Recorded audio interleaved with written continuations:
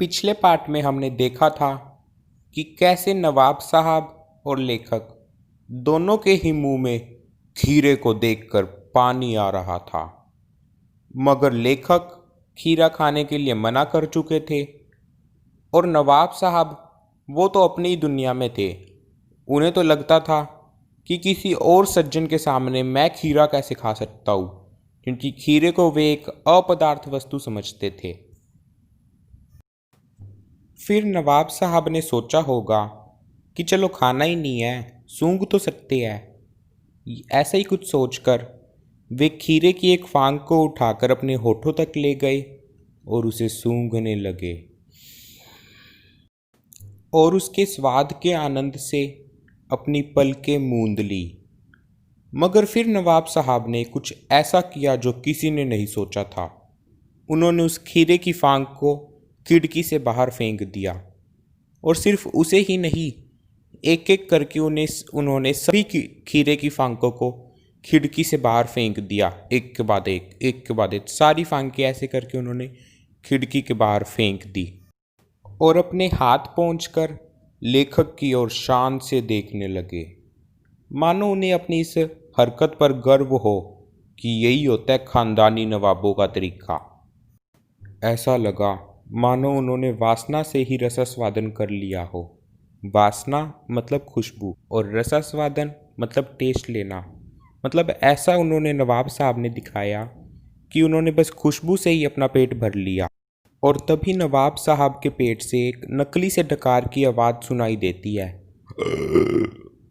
और वे लेखक की ओर देखकर कहते हैं, खीरा लजीज होता है लेकिन होता है शकील, नामुराद मैदे पर यानी पेट या डाइजेस्टिव सिस्टम पर बोझ डाल देता है।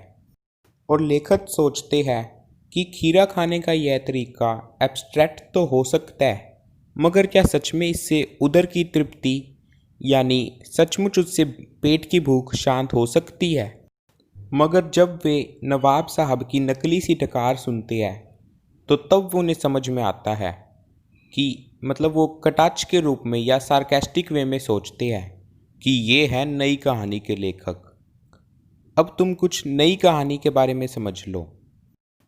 जैसे पहले क्या होता था कि जो बड़े बड़े लेखक होते थे वे परियों के बारे में, बड़े बड़े राजे रजवाड़ों के बारे में, या उससे भी कम तो जमींदारों के बारे में और ऐसे बड़े लोगों के बारे में कहानियाँ लिखा करते थे, जो लोग एकदम डायरेक्टली अपनी रियल लाइफ से रिलेट नहीं कर पाते थे।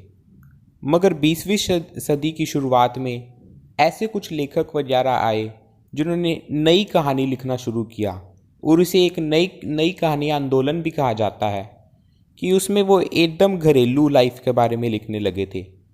उसमें वो कई बार तो इतनी दूर तक चले जाते थे कि उसमें कुछ कहानी की कोई सेंस ही नहीं बनती थी, बस वो डेली लाइफ में लोगों से क्या हो रहा है बस वो सीधा सीधा लिख देते थे।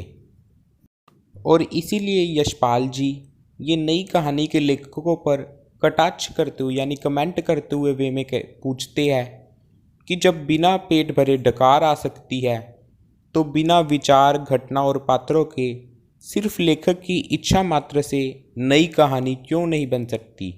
अब ये तो हम सब समझते हैं कि ना बिना खाई डकार आ सकती और ना ही सिर्फ इच्छा से नई कहानी बन सकती। तो ये कहानी तो यही ख़त्म होती है और मैं तुमसे मिलूँगा किसी अगले चैप्टर में।